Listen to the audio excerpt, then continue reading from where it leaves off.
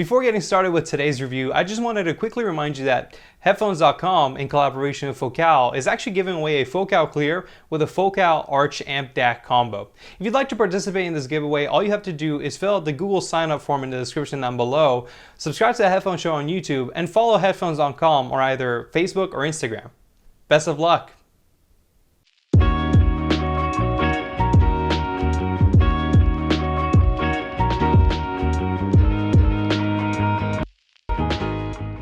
Hey everyone, I'm Chrono from the Headphone Show, and in today's video we'll be taking a look at the Focal Clear, which was loaned out to me for review by Headphones.com.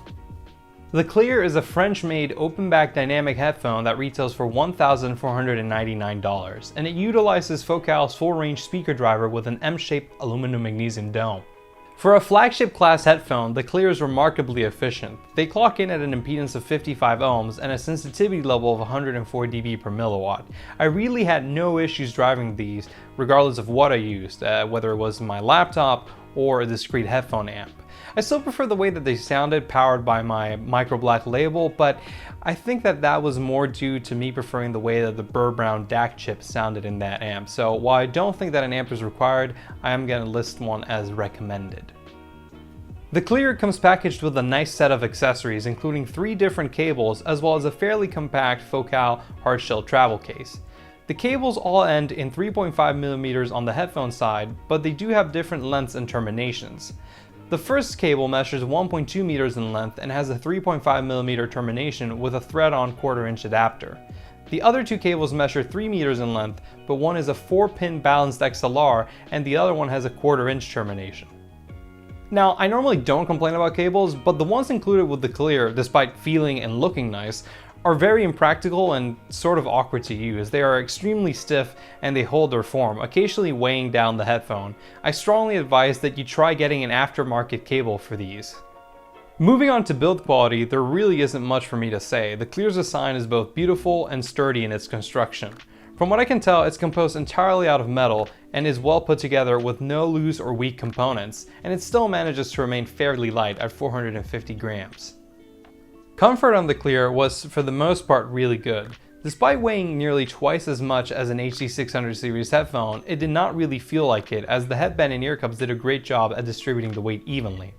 The ear pads also contributed to the Clear's comfort, as they used a perforated suede-like microfiber fabric that was soft in the skin and remained cool even during longer listening sessions.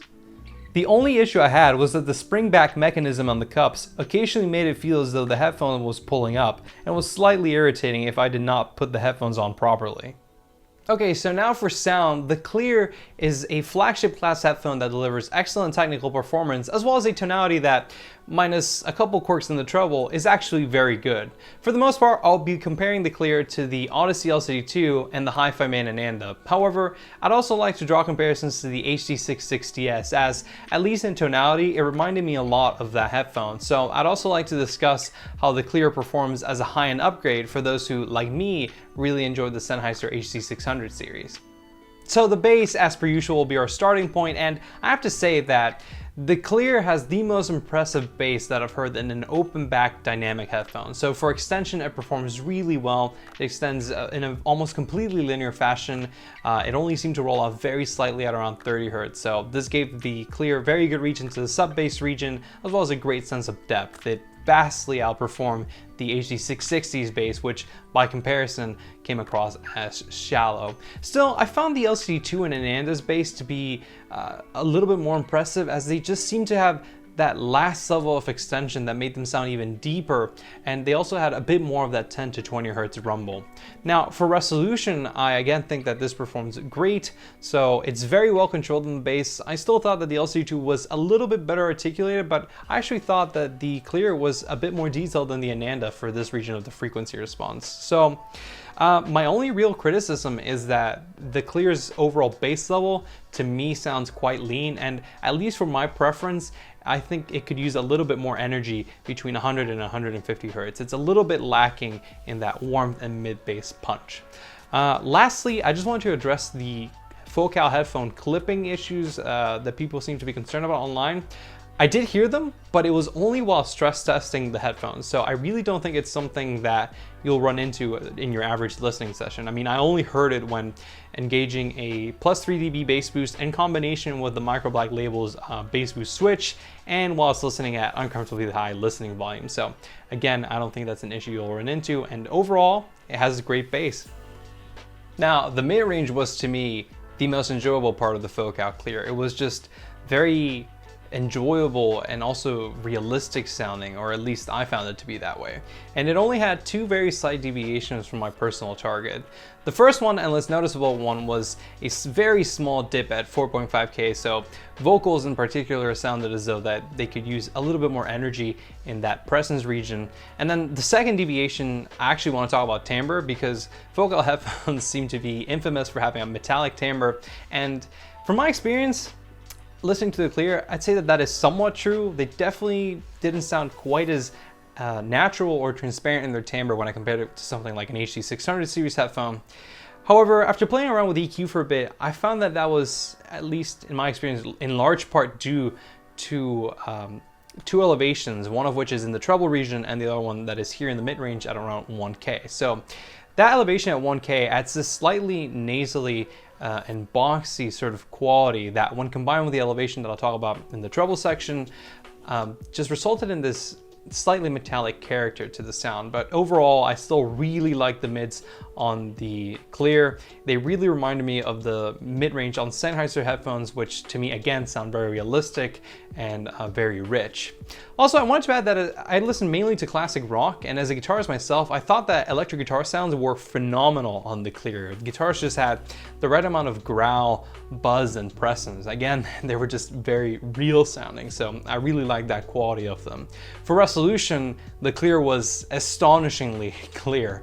They had an exceptional level of detail. It was only a bit of an incremental improvement or upgrade when I compared it to the 2020 EQ'd LCD2, but compared to all the other headphones that I've listened to, including the Hi-Fi Man and Anda, I thought that these were significantly more resolving. Lastly, for frequency response, we have the treble range, which is where I think that the Clear can get a little bit interesting. So me personally, I wouldn't describe this as being a bright headphone. However, the treble range here is slightly uneven. I think that can make them come across as a little fatiguing. So there's a peak at 6K that introduced a little bit of glare and sibilance in the lower treble. It wasn't a very large peak, but I did think that it was emphasized by the dip that preceded it in the upper mid-range between 4.5 and 5.5K. Then there's actually the elevation that I mentioned earlier when discussing timbre, and that elevation is at 10K, and it added this sort of sharp zing quality to my music. And the other thing is that because it's a fairly wide elevation, I felt as though the harmonics between 8.5 and 12K had a little too much energy, and I think that that threw off the balance between overtones and fundamentals on this headphone in a way that made the treble, the timbre, come across as slightly metallic. Now, how much the actual peaks bother you, I think that comes down to how sensitive you are to treble, as well as the kind of music that you're listening to. So as an example, I didn't have any issues with it when listening to things like jazz, classical, or mostly instrumental stuff. Actually, even in rock albums like Abbey Road, it wasn't a problem for me. However, when listening to brighter records like the Arctic Monkeys' Tranquility Base Hotel and Casino, the treble could start to get a little fatiguing for me. Now, just keep in mind that this is nowhere near the level of sharpness of something like the DT1990 Pro, which just has a super exaggerated peak. It's nothing close to that. However,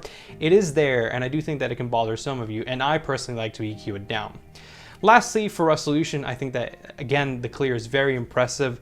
These are, I think, the cleanest highs that I have yet to hear in a headphone, so the image that they deliver of the treble range is definitely, well, actually marginally cleaner than that of something like the LCD2 and Ananda. So overall, the treble is very good, just watch out for those peaks. Okay, so now let's talk about the Clear's Soundstage imaging and layering. So for Soundstage width, I'm gonna say that it's definitely not the most impressive, as it isn't much wider than something like an HD600 series headphone. However, the Clear has a very well defined and accurate soundstage presentation. Its imaging is great. I had no issue telling which direction sounds were coming from, and there were no gaps in the soundscape or anything like that. But what I found more impressive was actually the Clear's ability to distinguish the different layers in the music that I listened to.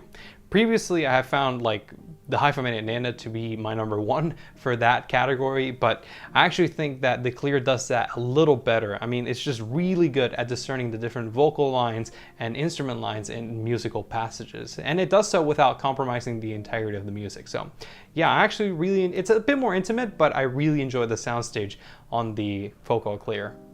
For dynamics, I think that the Clear has the best and punchiest dynamics that I've heard in a dynamic driver headphone. I still thought that the LCD2 performed a little bit better in this category, but really the Clear has a great sense of punch and slam. Bass notes just hit with great authority, and they deliver almost like a physical sense of impact. And I think it also helps in reproducing almost, or recreating rather, the weight and tension with which instruments are played. And I think that gives the Clear a very engaging and lively quality that I really enjoy. So as per usual, before we head into the conclusion of the video, I just wanted to let you know that I've made an EQ profile for the Focal Clear that seeks to bring it closer to my personal preference, which is fairly similar to the Harman target curve, as well as I was trying to make a bit of a supercharged HD660S out of the Clear, because I already found its tonality to be somewhat similar to that of Sennheiser's HD600 series headphones, which I really enjoy. So if you're interested in trying that out, there's a post I made on the Headphones community forums that has all my EQ profiles for the Clear as well as for other headphones. So if you're interested in checking that out, there's going to be a link in the description down below. Okay, so to wrap up this review, there's a couple of different takeaways from me after listening to the Clear. So the first thing, and this is mostly a personal one, is that at the time of me making this review, out of all the headphones that I've listened to, and if price is a non-factor, the Clear is my number one choice. I really enjoy its tonality, especially after EQ, and I do think that it delivers very good technical performance. Now, whether or not I think that it's worth $1,500, I really struggle to comment on, because at that price, it's competing very closely with headphones like the highly regarded Hi-Fi Aria, the high-performance LCD-X, and even the Artisan ZMFO Tour. So, at least with the headphones that I've listened to, I think actually that the Ananda has a better natural frequency response out of the box. It doesn't have quite as good technical performance, but I do think that it has a slightly smoother treble range. And compared to the LCD2, I feel like the Clear provides what would be mostly just an incremental upgrading on the technical performance front. So I don't know if there's really a $500 difference, although technically it is better. I think having said that though, that if you're looking for a flagship class upgrade from something like a HD600 series headphone, the Clear is the best option for you, as there's really nothing else in this price range and performance level that sounds or is in any way reminiscent of those Sennheiser headphones in the way that the Clear is, not even Sennheiser's own HD800S. So if that's the kind of sound signature and presentation that you like, I think that the Clear is a very good option. Nonetheless, I think that the Clear it really is a fantastic headphone, and it's delivered in a beautiful package. I just think that it would be maybe more competitive at around the $1,200 price point. Anyways, that is all from me today. I hope you found this video useful or you enjoyed it. If you did, do consider dropping a like. If you want to learn more about the Focal Clear or other headphones, I highly encourage you to check out the review articles available on headphones.com, as there are dozens of them. Stay tuned for more headphone and audio content by subscribing to The Headphone Show. Now until next time, this is Chrono signing off.